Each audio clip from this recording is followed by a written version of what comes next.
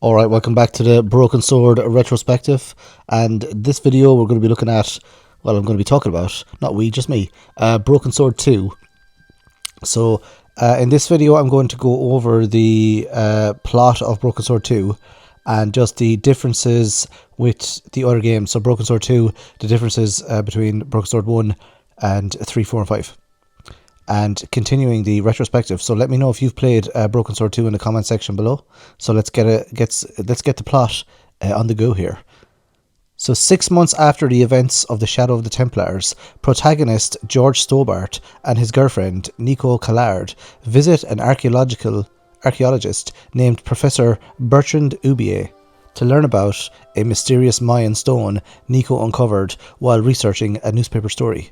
At Ubier's home, they are ambushed by two Central Americans who kidnap Nico, tie George to a chair and set the building ablaze. George unties himself and puts out the fire. He contacts Andre Lobino, who reveals that Nico had suspected that something would go wrong and had left the stone with him. Lobino tells him of a gallery owner who can tell him more about Mayan art. George discovers that Ubier supplies the gallery with Mayan artifacts, which he imports through a company named Condor Transglobal. Following this lead, George finds the two Central Americans who kidnapped Nico. One of them, whose name is later revealed to be Pablo, is shown threatening and berating the other, later revealed to be called Titipoco. George knocks Pablo unconscious and discovers that Condor Transglobal has links with Cuermonte City in Central America. He also frees Titipoco, who has been manacled by Pablo. George finds Nico, who reveals that, while trying to expose a drug ring run by a man named Karzak, she was sent the stone instead, prompting her to arrange the appointment with Ubier. The two escape the warehouse and retrieve the Mayan stone from Lobino. Afterwards, they go to Cuermonte City in hopes of finding Condor Transglobal. They find the city under dictatorial rule by Senora La Presidente Graciento, and learn that the town contains no Condor Transglobal offices. The two meet Professor Ubier, who is talking to the Chief of Police, General Raul Graciento, about a mysterious chart. George confronts Ubier about his girlfriend's abduction, but the professor claims he knows nothing, and that he has not been in Paris recently.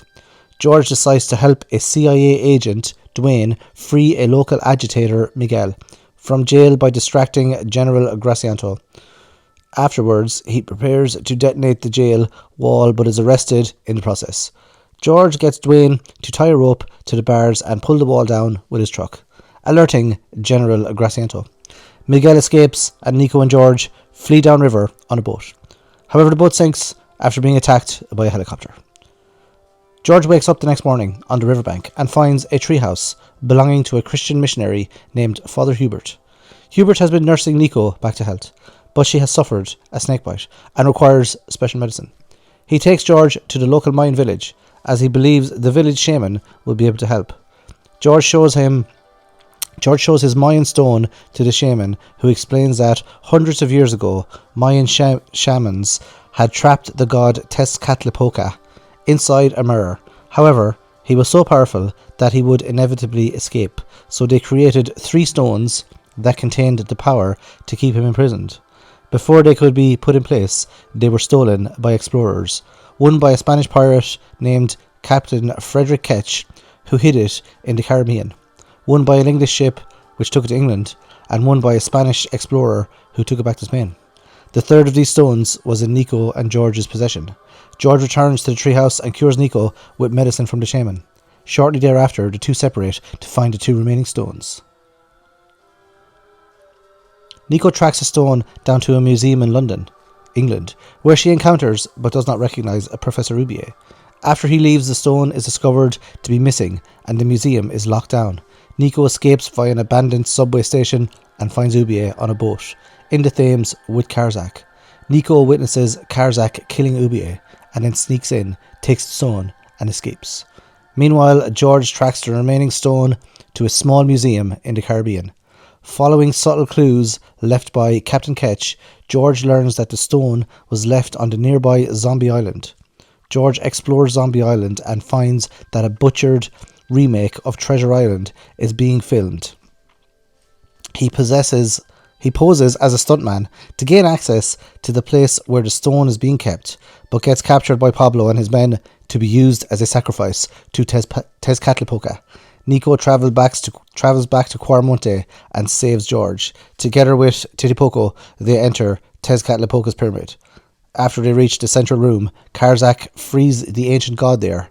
However, Tezcatlipoca promptly kills Karzak.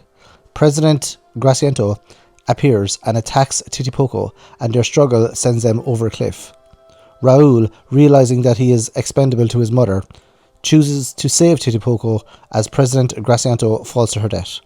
The protagonists place the stones into their respective slots, which causes Tezcatlipoca to be pushed back into the mirror.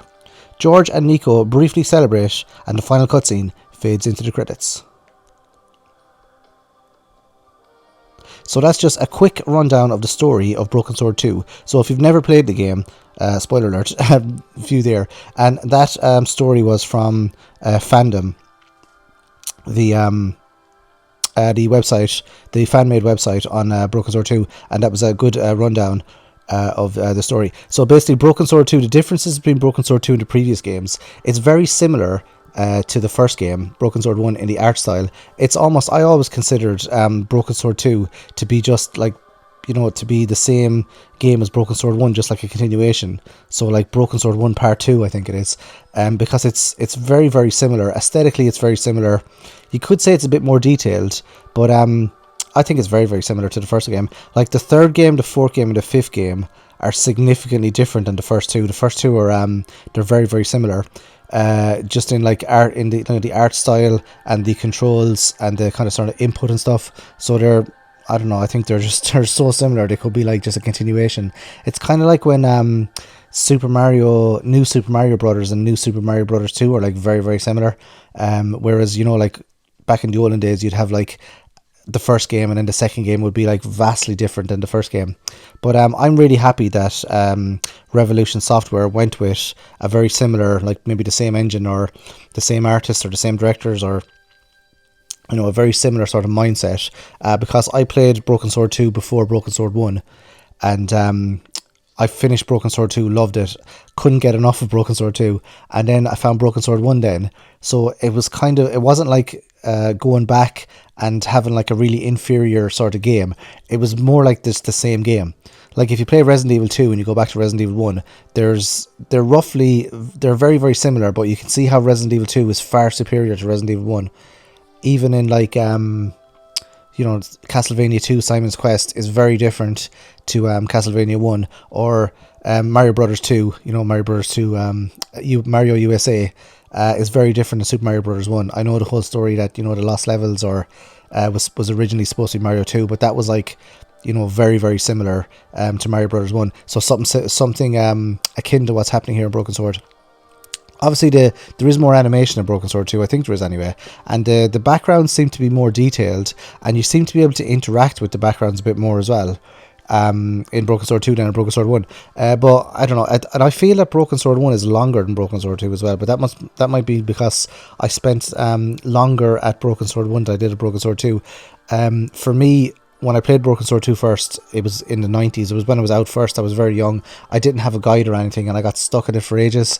I got stuck in the bit in the Glee's Gallery where you have to put the absinthe into the guy's glass. What's his name again? He appears in Broken Sword 5 as well, and I can't remember his name now. But yeah, I had to put the absinthe into his glass, and I got stuck for ages, and I didn't know what to do. I didn't know you had to put the did you put something in my drink? I didn't know you had to put the absinthe into it, so I was just going around searching every pixel of every screen trying to find out what to do, and eventually I figured it out, but it took me ages. It was around the time where I was stuck for like a year on Shining Force 2 as well. I'll always remember on where to put the what is it, the plank of wood in Shining Force 2.